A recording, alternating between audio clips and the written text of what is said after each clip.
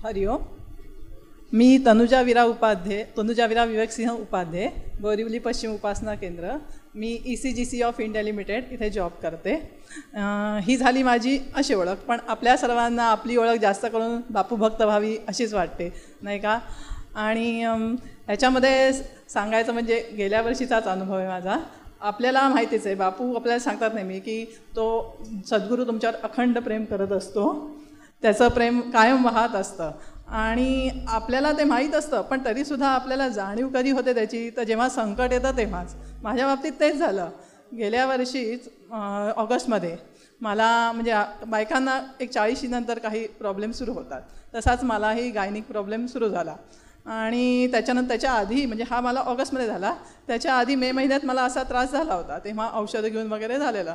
आणि ऑगस्टमध्ये त्रास परत सुरू झाला आणि त्याच्यानंतर मग मी डॉक्टरकडे गेले. त्यांनी मला सोनोग्राफी सांगितली करायला. सोनोग्राफी करायला गेले तेव्हा मग तिथे सोनोग्राफी माझी बराच वेळ चालली आणि ते डॉक्टर आपापसात काय काय बोलत होते ते ऐकून मला काहीतरी जाणीव झाली, काहीतरी हे सिरियस दिसतं आहे. मला एकदम टेन्शन आलं आहे. लगेच काय आपला जप चालू, बाबूंचा जप करायला सुरुवात केली. आणि त्यांनी नंतर झाली सोनोग्राफी, नंतर डॉक्टरांनी सांगितलं की तुम्हाला जरा प्रॉब्लेम आहे, म्हणजे एक तुमच्या याच्यामध्ये ओव्हरीजला गाठ आलेली आहे आणि ती तशी मोठी आहे. तरी तुमच्या डॉक्टरांकडे जा, ते तुम्हाला काय ते सांगतील, ते काहीतरी टेस्ट करायला सांगतील कदाचित. असं करून मग मी गायनिक डॉक्टर त्यांच्याकडे गेले. परत त्यांनी बघितले रिपोर्ट्स वगैरे आणि मग त्यांनी सांगितलं की आता आपण एक टेस्ट करून बघितलो, ब्लड टेस्ट CA 120 म्हणतात त्याला, ती तशी टेस्ट करू. त्याच्यामध्ये काही वाटलं तर मग आपण पुढे MRI करू. ती आली नाही नॉर्मल तर काय प्रॉब्लेम नाही. म्हणजे ठीक आहे. परत टेस्ट करायला दुसऱ्या दिवशी परत आपलं बापूंचा जप चालूच आणि केली ती टेस्ट. त्याच्यानंतर त्याच्यामध्ये काय असतं, ते ब्लडचं जे प्रमाण असतं ते 33 एवढं असतं आणि माझं आलं ते 66. मग त्यांनी बघितलं, म्हणे हे मार्जिनल हाय आहे, तर तेव्हा आता आपल्याला MRI करायला लागेल. मग नंतर परत दुसऱ्या दिवशी MRI तिकडे ती मशिनरी सगळं बघून आपण एकदम हादूनच म्हणजे ते बघितलं. MRI केला तरी पण गुरुक्षेत्र मंत्र, बापूंचा मंत्र सारखा चालू आणि तो झाला. मग परत घेऊन रिपोर्ट डॉक्टरांकडे. त्यांनी बघितला MRI, तर त्या म्हटल्या की आता ही साधारण गाठ दिसते, मोठी आहे ह्याच्यात, पण ही कशाची आपल्याला कळत नाही आहे. आणि ही जर कॅन्सर जी असती तर हा स्प्रेड होतो. ओव्हरीजला असलेली गाठ, तो तुमचे ऑर्गन्स असतात ना तिथे लगेच तो स्प्रेड होतो. म्हणजे तुमची किडनी काय, तुमचे इंटेस्टाईन काय, असा स्प्रेड होणार. तर अजून झालेलं दिसत नाही आहे, कसली आहे ते आपल्याला अजूनही कळत नाही आहे. तर हे म्हणे सर्जरी करूनच आपल्याला समजू शकेल. तर आपण इथे सर्जरी करू. माझे एक ऑन्कोलॉजिस्ट म्हणजे जे कॅन्सरचे डॉक्टर असतात त्यांना मी बोलवते, आपण इथे सर्जरी करू. आणि म्हटलं ठीक आहे. म्हणे उद्या त्यांना आपण बोलू. म्हटलं हे काय म्हणतात ते ऐकू. आणि ठरवलं होतं एक, हे आपण दादांकडे जाऊन विचारायचं की काय हे असं सगळं म्हणजे चाललं आहे, तर आपण काय करावं नक्की करून. मग म्हटलं आता ते ऑन्कोलॉजिस्ट ह्यांचे याचे ते बघू. दुसऱ्या दिवशी आम्ही ते ऑन्कोलॉजिस्टकडे ते आले. त्यांनी बघितलं वगैरे सगळे रिपोर्ट आणि बघितल्यावर मग त्यांनी जे काय सांगितलं ना, आम्ही एकदम हादरूनच गेलो, मी आणि मिस्टर. ते म्हणे तुमचे ना चान्सेस असं 50-50 वाटत आहेत मला. कारण काय की हा असं तिथे ओरिजला असल्यावर असं कुठेही जाऊ शकतं. आणि मग जर आम्हाला ऑपरेशन करताना आढळलं काही, तर तुमचं इंटेस्टाईन थोडं काढायला लागेल, बाकी काही ऑर्गन असतील अफेक्ट झालेले ते काढायला लागतील. म्हटल्यावर मग एकदमच म्हणजे त्यांनी म्हणे बघू आता आपण त्यातून काय करायचं. तर म्हटलं ठीक आहे. ते ऐकलं आणि मग कुरुक्षेत्रमला धूम ठोकली. आपल्याला माहिती आहे आपल्याला काय झालं की लगेच तिकडे. मग तिथे गेलो. तसंच शुक्रवार होता तेव्हा. लगेच संध्याकाळीच गेलो तर क्लिनिक बंद. अरे बापरे म्हटलं काय. आणि तोपर्यंत ना मला एक असं म्हणजे काय कोण जाणे, पण दादा कसे सिरियस असतात त्यामुळे अशी भीती वाटायची, बापरे दादा एकदम सिरियस आहे, रागवतात की काय वगैरे असं काय वाटत राहायचं. मग पण दुसऱ्या दिवशी परत विचारलं, सांगितलं शनिवारी आहेत दादा. म्हणजे ठीक आहे आपण शनिवार. आणि तोपर्यंत घरी पण आमच्या 1-2 आलेले होते. ते असे बापू भक्त असे होते, पण एवढी अशी हे नव्हती. म्हणजे ते म्हटले की अगं तू आता तिकडे दादांकडे जाणार. म्हटलं हो. तर म्हणे पण ह्या डॉक्टरांनी सांगितलं ना आता हे ऑपरेशन करतायत वगैरे, मग करून टाक ना इथेच. तिथे परत जाऊन, आणि तुला मागे पण असे 2दा प्रॉब्लेम झाले आहेत, म्हणजे आता युटरस खरा काढला तरच बरा असं म्हणत होते. आणि दादानी सांगितलं की युटरस ठेवायचा आणि बाकी काय औषधं देतो वगैरे. म्हणजे तर तू काय करणार. म्हटलं आम्हाला बापूंनी सांगितलेलं आहे नेहमी की आपला सद्गुरू आपल्यासाठी काय उचित आहे ते जाणतो, आणि तसंच दादांना माहिती आहे माझ्यासाठी काय योग्य आहे तेच मला सांगणार. म्हटलं आणि त्याच्यासाठी परत ते आपल्याला उपासना सांगतात, काही कदाचित हनुमान चालीसा, चालीसा असंही सांगतात.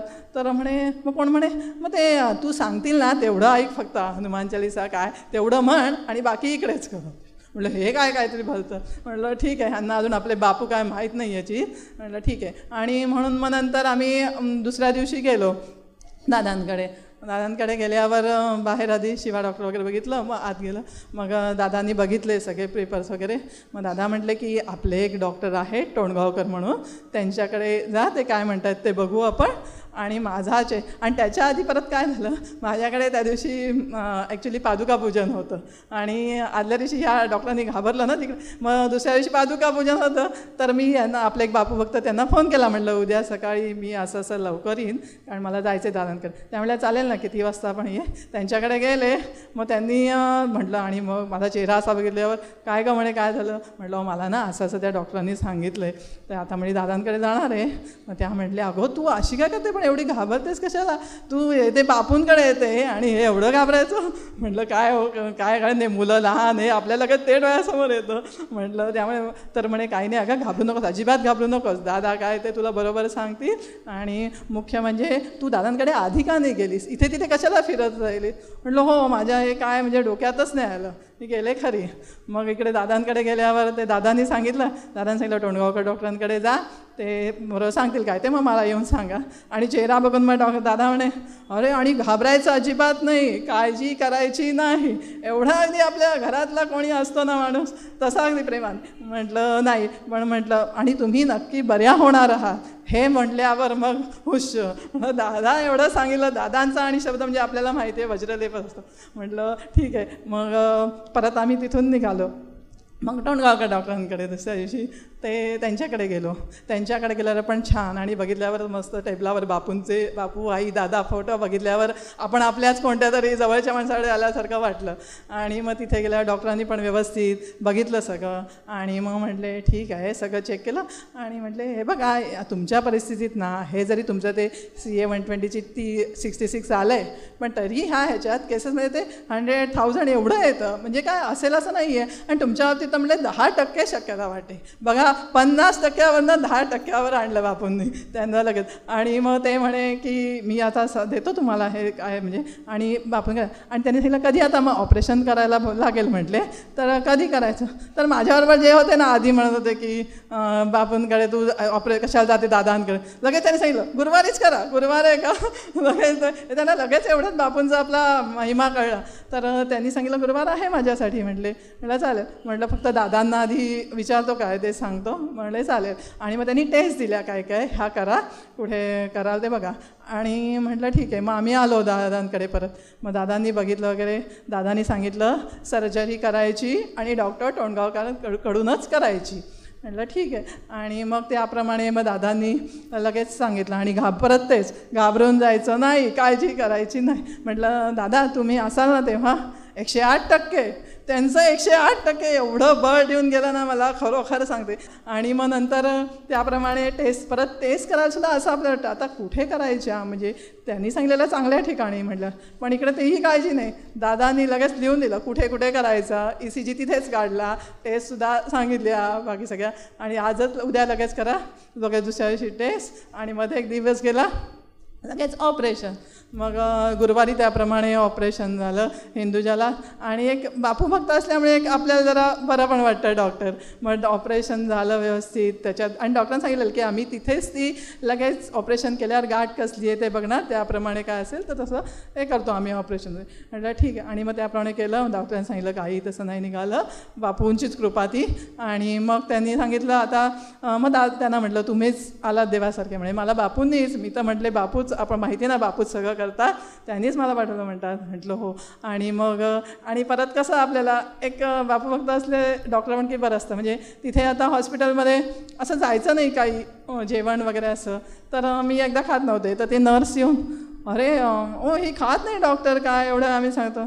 डॉक्टर लगेच आपली बाजू घेऊन, अहो त्यांना जात नसेल मग ते कशा खातील हळूहळू करून. म्हणजे एवढं आपल्याला सगळीकडे पार्शलिटी काय. आणि मग त्याच्याप्रमाणे मग डॉक्टरांनी मला सांगितलं की म्हणे आज काल मी गेलो होतो तर आपल्याकडे गणपतीची स्थापना झाली, मुलगार गणपतीची गुरुक्षेत्रमला, म्हणे मी बघून आलो वगैरे. म्हणलं अरे बापरे आता मला कधी मिळणार. का म्हणले इथनं जातानाच जा ना, हिंदू ज्याला होतं ना, इथून जातानाच जा गाडीकडून तिथे थांबायची, दर्शन घेऊन पुढे जायचं. अरे वा म्हटलं खरोखर म्हणजे ही सोय केली. त्याच्याप्रमाणे दर्शन घेऊन वगैरे सगळं आम्ही आलो आणि व्यवस्थित बापूंनी केलं. आणि हे सगळं होण्याआधी आता हे भोगच होते माझे, त्यातून बापूंनी बाहेर काढलं. पण ते भोग भोगताना सुद्धा आपल्याला कसा तो सहाय्य करत असतो. म्हणजे काही दिवसापूर्वीच मी एकदा आमच्याकडे एक जण आले होते मिस्टरांच्या ओळखीचे, ते बापू फक्त हे माहीत नव्हतं, आमच्याकडे आल्यावर त्यांनी पण बघितलं बापूंचा फोटो वगैरे. मग ते बोलत राहिले आणि म्हणले माझ्या मुलाला पण ॲडमिशन मिळाली, दादानी सांगितलेलं चांगल्या ठिकाणी मिळेल तिथेच मिळाली. तर म्हणे तुम्हाला पण कधी काही प्रॉब्लेम आला ना तर दादांकडे जा, एवढं ते मला बोललेले 1 महिनाच आधी. ते नाही झालं तर नंतर हे माझी सोनोग्राफी वगैरे व्हायच्या आधीच एक जण ओळखीच्या होत्या, म्हणजे त्यांच्याकडे आमचे काही पैसे, ॲक्च्युली तसंही म्हणणं बरं नाही, पैसे होते ते त्यांनाच गरजेसाठी म्हणून होते. पण ते यायच्या आधी बरोबर 2 दिवस त्यांनी मला आणून दिले, म्हणजे आमचं असं असं काम दिलं आहे, हे तुमचे पैसे घ्या करून ते पैसे दिले. असं म्हणजे सगळीकडे आपल्याला बापू कसा मदत करत असतो हे आपल्याला दिसतं. त्यामुळे अशीच बापूंनी सगळ्यांवर कृपा करावी, आम्हाला त्यांच्या चरणाशी कायम अंबज्ञ ठेवावं हीच त्याच्याशी प्रार्थना. हरिओम.